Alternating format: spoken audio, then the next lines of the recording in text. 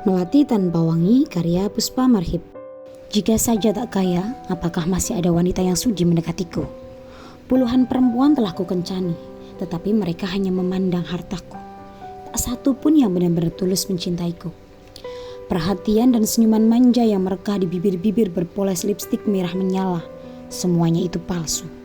Bukan keluar dari hati, semata-mata untuk menguras uangku. Demi uang mereka bahkan rela membuka kedua paha lebar-lebar. Muak. Bagiku tak ada lagi perempuan tulus di dunia. Perempuan yang melahirkanku pun bahkan sangat rendah. Lebih rendah dari alas sepatuku yang mahal. Pada keheningan malam, melalui embusan asap nikotin yang menyebar dalam kegelapan, ku bertanya pada sepi. Masih adakah cinta yang tulus di dunia ini? Bahkan Mbok Onah pun tidak benar-benar mencintaiku. Perempuan itu setia dan patuh padaku, rutin memberiku makanan, kopi buatannya pun selalu tersaji setiap pagi di meja kerjaku. Namun perempuan itu melakukannya sebab aku menggajinya setiap bulan, memberikan bonus-bonus yang menggiurkan, membuat mata tuanya mendadak bersinar cemerlang. Lagi-lagi uang. Betapa berdebahnya mereka ini. Aku mendambakan ketulusan dari siapa saja yang mampu menggulung kehambaan seorang pria sebatang kara ini menjalani kehidupan yang begitu sepi. Entah, aku bahkan tak tahu apakah benar-benar ada kasih sayang di dunia ini ketika segala yang kuinginkan didapat dengan uang. Aku lupa kapan terakhirnya merasakan kasih sayang. Hidup yang berdebah dengan orang tua berdebah mungkin memang tak pernah merasakan apa itu kasih sayang. Ketukan pintu terdengar. Aku tahu yang datang adalah perempuan panggilan yang kupesan. Siluetnya terlihat dalam kegelapan. Lekuk indah tubuhnya bergerak-gerak menggodaku. 1000 kali pun aku memesan, mereka tak mampu memberikan ketulusan yang kudambakan.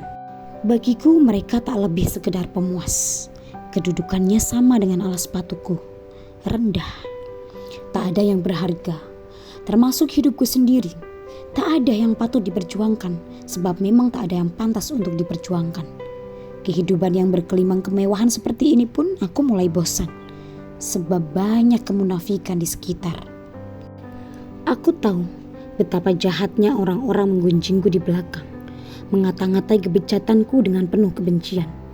Namun begitu berhadapan denganku, senyum mereka merekah indah. Bibir-bibir itu melontarkan kalimat-kalimat manis yang menjijikkan, khas penjilat sejati. Jika aku adalah pria miskin, masihkah mereka bisa bermuka dua seperti itu? Sungguh aku tak yakin. Sebab dunia ini diisi penuh oleh orang-orang munafik yang memuakkan.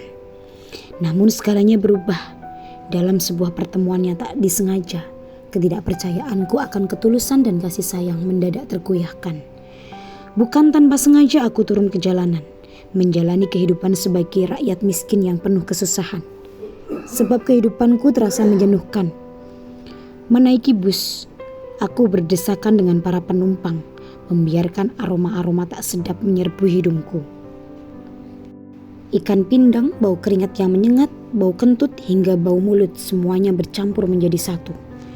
Di sanalah aku bertemu dengannya, seorang perempuan yang terlalu sederhana untuk disebut cantik. Penampilannya kacau, wajahnya kuyu, indah matanya redup tak sedikit pun menunjukkan pendarnya. Namun bukan penampilannya yang berhasil mencuri perhatianku, melainkan sikapnya. Senayan masih kosong, Senayan masih kosong. Kondektur masih berteriak-teriak di depan pintu, tak peduli suaranya mampu memekakkan telinga penumpangnya. Entah di mana yang kosong, untuk bernapas saja butuh usaha yang cukup keras. Namun kondektur bersikap masa bodoh, yang terpenting setoran lancar. Kalaupun penumpangnya mau terbang sekalipun ia tidak peduli. Geser, geser, geser. Tak ada satupun yang bersedia bergeser. Bukan tidak mau, tetapi lebih kepada tak bisa. Bus penuh sesak hingga sebagian penumpang berdiri berdesakan. Kupaksakan diri menyeruak di antara tubuh-tubuh dengan berbagai aroma. Aku harus segera turun jika tidak ingin bus kembali melaju. Kondektur masih terus berteriak-teriak penuh semangat. Ternyata kehidupan orang miskin begitu sulit, membuatku berpikir ulang untuk meninggalkan segala kemewahan.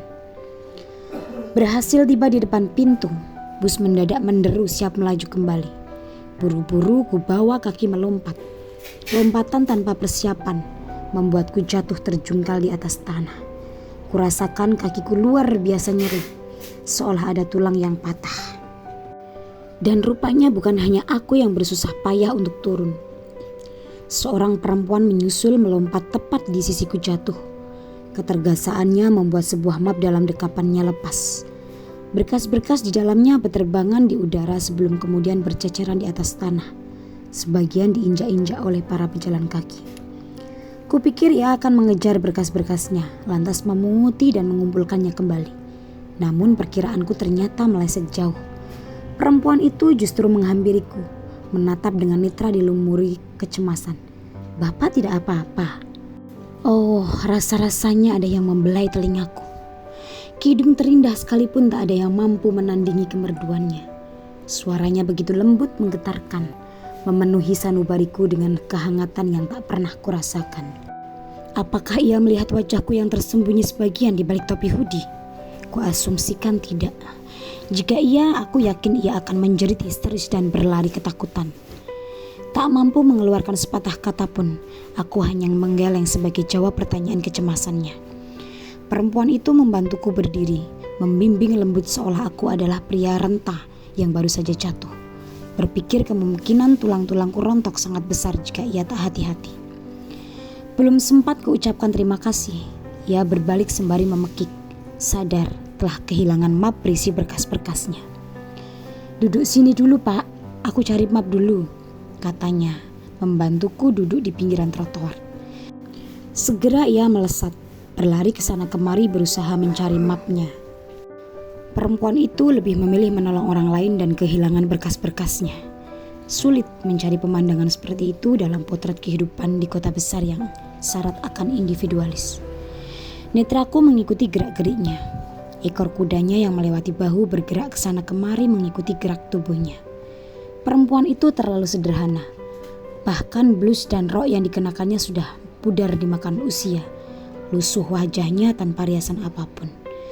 Lekat ku tatap sosoknya. Detik itu juga aku bersumpah akan memilikinya.